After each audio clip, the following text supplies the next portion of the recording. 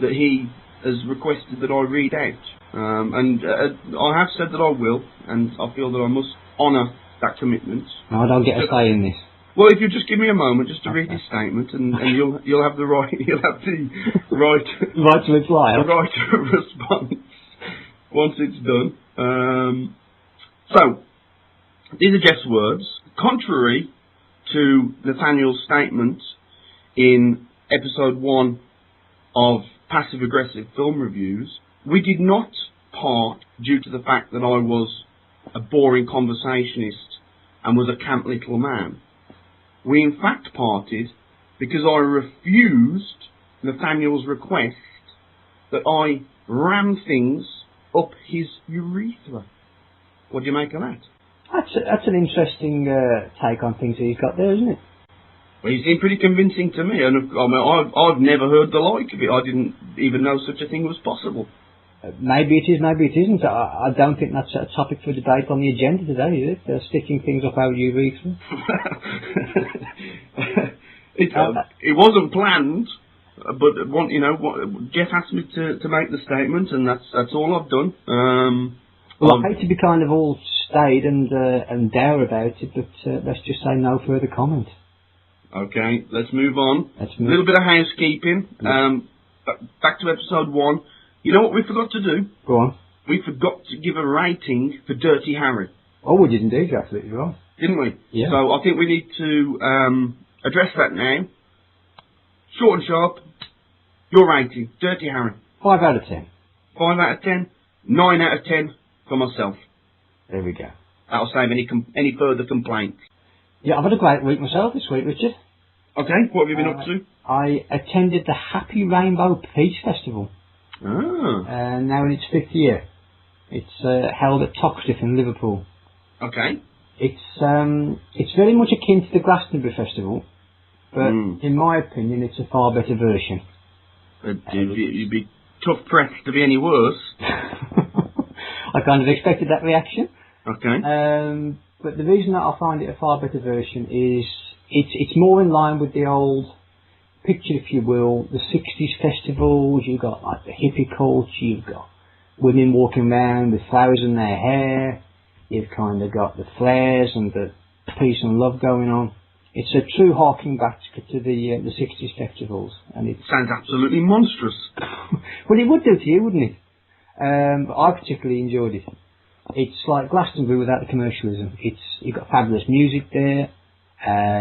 You've got kind of a genuine togetherness. There's a real oneness there. You know, people are hugging, smiling, kissing. There are even people making love in the fields, Richard, would you believe? You're making that up, surely, just to... I'm not making it up at all. Just to annoy me. No, not at all. These are just the facts. But that's against the law. Oh, well, yeah. That is clearly against the law. It is not permissible to indulge in sexual congress in a public place. Well, unfortunately, or fortunately, as the case may be, I don't think there's... Well, I know the fact there isn't any police presence there to witness such events, Richard, so people will just get on with it, do their thing, and no one gets hurt. And it's absolutely fabulous. Well, I'm very glad that you've told me about this, Nathaniel, because that's a situation I hope to rectify next year. That's for sure. I'm glad you'll be having your input on things. We cannot have people having sex in the open air. At this festival we can. We can't. We can. And we do. And what's more, I'll come on, that leads me very, very nicely indeed onto my next point. I always enjoy this festival, Richard. It's a meeting of minds, you know, I meet like-minded people. I have a whale of a time there. I can truly express myself without any fear of, prejudice or anything like that. Much like this show, I imagine. Much like this show indeed, yeah.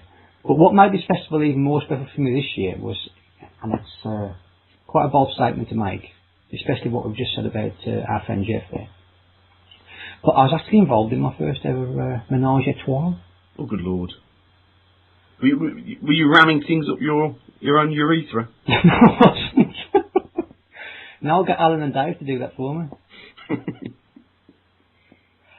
So yeah, just want to give a shout out to Alan and Dave. So this menage a trois, it was you and 2 other men. Well, Alan and Dave, yeah, they're kind But they could be stage names, couldn't they? I guess they could, but no, they were definitely young men. Young men? Young men, both of them, yes. How young are we talking here, Nathaniel? I don't get wrapped up in numbers, Richard. Were they above consenting age? Yes. How do you know? You know these things. Really? Yeah, absolutely. So you're telling me that you can age a man simply by looking at his genitals? Is it like aging a tree, where you just look at the number of rings? It wasn't so close that I had to ask that question, if you know what I mean. That these guys were clearly in the late 20s. So unless they had some kind of strange physical quality that made them look a lot older than what they were, there was no reason to suspect that they were below 18. So they were men? They were men. By Jiminy were they men. They made this festival a truly memorable experience for me, Richard. I have to commend you on your openness and your honesty. Thank you. But you're painting pictures in my head that I think I will never be able to unsee. And your point is? I am truly aghast. Oh, well, never mind.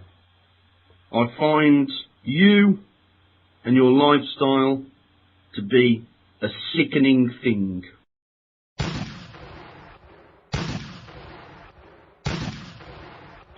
Movie news. John Landis has started writing a script for a new horror movie, this one to be set in Paris. The iconic American Werewolf in London director may have had a tough time of late, but when this man decides to do another proper horror film, we will be interested. David Fincher still retains some interest in the cinema outing for 20,000 Leagues Under the Sea. There was recently threatened that if it does happen, it will be at least 70% CGI. Where's Andy Serkis when you need him? Duncan Jones, debut director of The Fabulous Moon and pretty darn good follow-up Source Code, has two sci-fi projects up his pipes. One called Mute, another as yet untitled, and tantalisingly they are both apparently set in the same universe as Moon. We're licking our lips at the prospect already.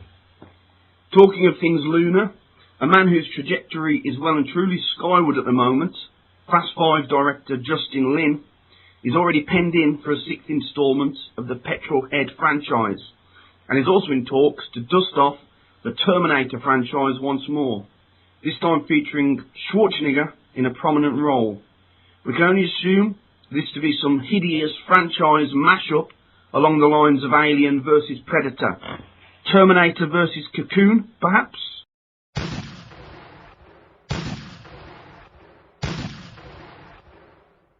Okay folks, this is the part of our broadcast where we discuss a film that's currently out and at the cinemas, and on the agenda for discussion today for our current film slot is Captain America.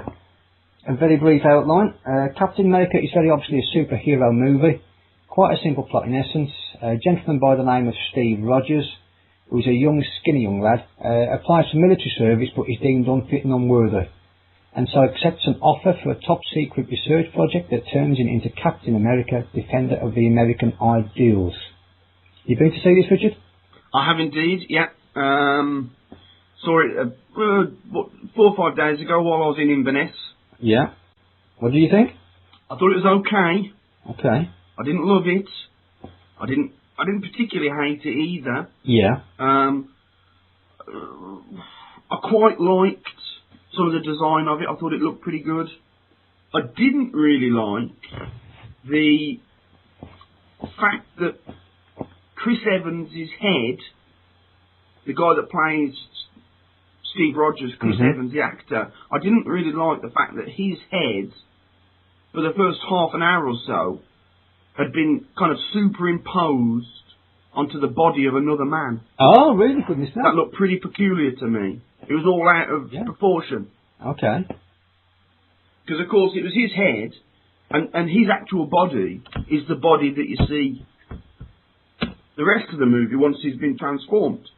Well, you've actually had to disagree with there, Richard. I'm a little bit naive with that, I guess. I have to admit that. I didn't actually... It's research again, isn't it, Nathaniel? It is research. Basic research. Sort it out. Wildly in my face, this lack of research. I must sort it out. You're absolutely right. But thanks for clearing it up for me. I'm now informed about it. So your question was how did they make him look so different? Yeah, I honestly didn't know. Yeah. It kind of bemused me a little bit, but you've explained that to me succinctly there, so thanks for that. Well, I mean, of course, the computer graphics today, they're so good, they can pretty much do what they want, can't they? It's seamless, absolutely. So yeah, they literally got what they in the, and this is something that really annoyed me. In the movie, they kept referring to this guy as skinny. He was just a regular bloke. He was just a normal bloke. He wasn't skinny at all. He was perfectly fine looking. And what they'd done, they'd stuck this kind of beefcake's head on him. The freak wasn't the guy they kept referring to as skinny. The freak is Chris Evans for being so massive. Well, I'm sure there are many female members of the audience that would take issue with that, but interesting point nonetheless. So that made me cross. Yeah. On Chris Evans again, I think he's a bit. He lacks a bit of charisma, I would suggest. I agree with you there. He's not really leading man material as far as I'm concerned. But he also plays the Human Torch in the Fantastic Four movies. Oh, okay. So that's a bit confusing. In what way? Well, apparently, the man who looks exactly the same, plays two completely separate superheroes. Okay. It just doesn't make sense to me. They should have got another actor. Maybe they were economising. I very much doubt it. For millions of pounds that have paid that imbecile. I just think enough's enough for one man. One superhero for one man. Christian Bale isn't going to go and play Magneto in a future movie. He's Batman. That's who he is. Well, perhaps he's not as doesn't display the same sense of integrity to his profession. Who, Bale or Evans? Evans. Well, yeah, because Bale's out there on a limb, isn't he? Christian Bale's out there on a limb. He's hugely talented, takes his profession seriously, sort of chap.